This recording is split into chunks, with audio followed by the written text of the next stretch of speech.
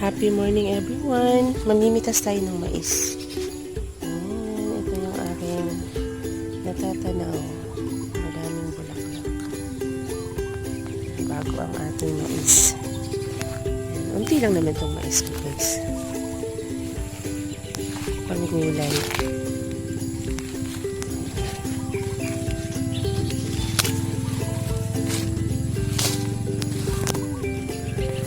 Ayun. Kahit makapitas ako dito ng mga ilang piraso. Ang gulay, laga. Kasi mahilig kami sa mais.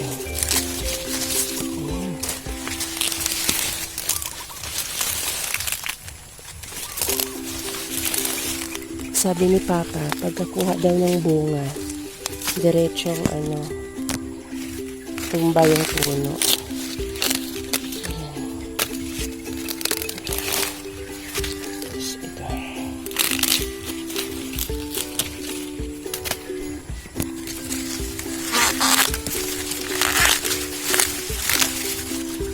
Kapag ganito na yung hair niya, na siya, pwede na siya yung panlaga.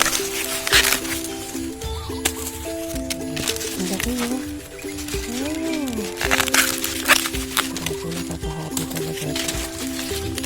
Mayroon pa siyang isa. Buti hindi ko siya natumba agad. May isa pang bunga. Kasi yung ibang puno, may dalawang bunga. Yung iba naman, isa lang. Tapos meron ding tatlo. Ayan. So, mamimitas muna ako guys. Medyo madami-dami to. Joke. Ayan. Tapos, maglaga tayo mamaya. Tadaan! Ayan. So, ito lang muna yung pinitas ko guys. Kasi tatlo lang naman kami kakain. Ayan. So, yung mga iba, madami pa yan. Sa susunod na araw naman. Lalaga ko na ito mamaya.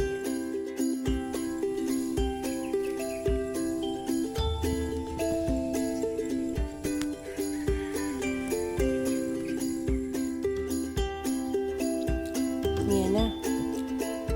Luto na yung ating mais.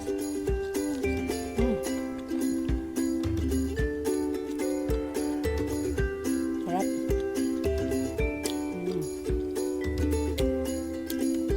Kain tayo guys. Mainit-init pa.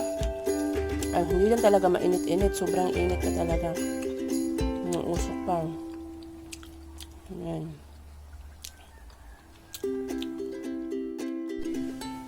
Ayan. Luto na ang ating mais. Ayan. Kain tayo.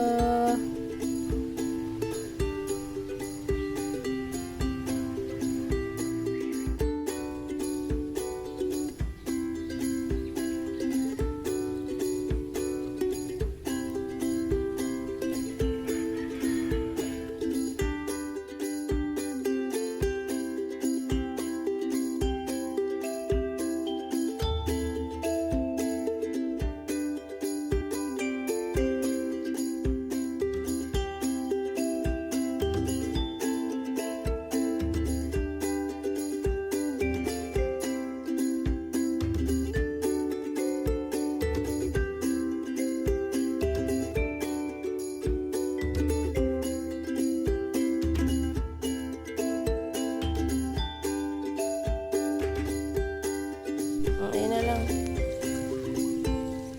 Harvest time. Ayan. Pangkain lang namin ito.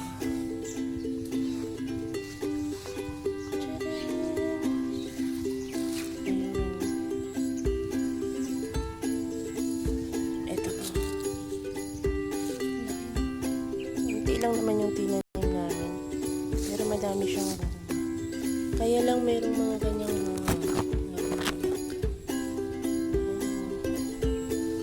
madami pang pwedeng abangan.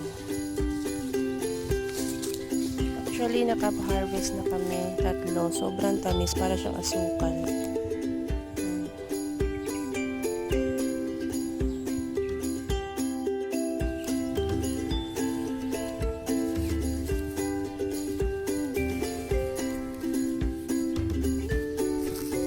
Pagkakatukin mo pa, paano ba kasi? Dapat bungol. Bingi ang tunog, ganun. Uy. Ano ba ang tunog? Bugat kayo? Ilan ka nakakilo? 3 kilos? Ang bebe. Ang bigat. Grabe.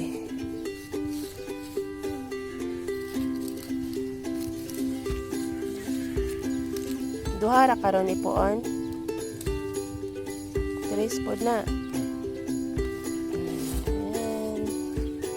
Ito na ang harvest namin.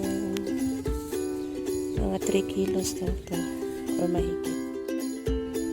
Ayan. So, ito na yung harvest natin. Itong isa. Ayan. Sabi kasi ni Papa may tunog daw na something para malaman na hinog na.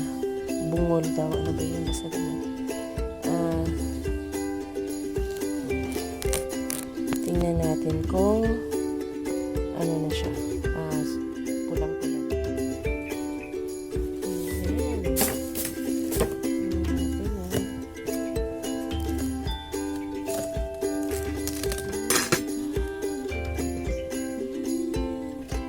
Nakita niyo ba ito, guys?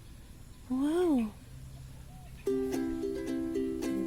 Tikman natin kung okay na siya.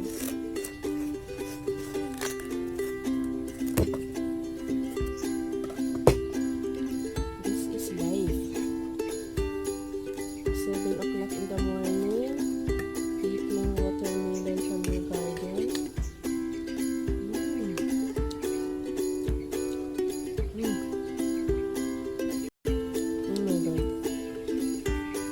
Oh my God, ang sarap. Mas okay kung tamis na sa mga nakita sa mga kahapon.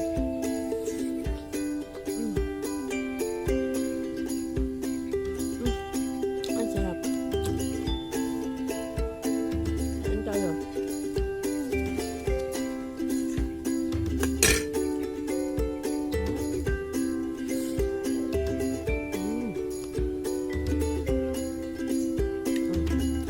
Sarap na, guys. Kain tayo. 3 months na pag-iintay. 3 to 4 months ka na.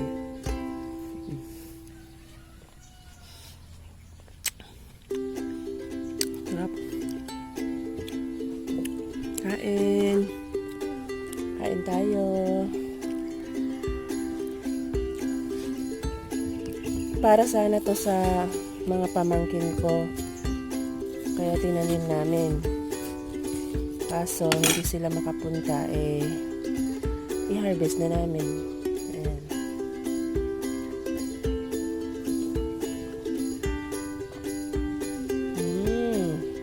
Sarap. May 2 pa.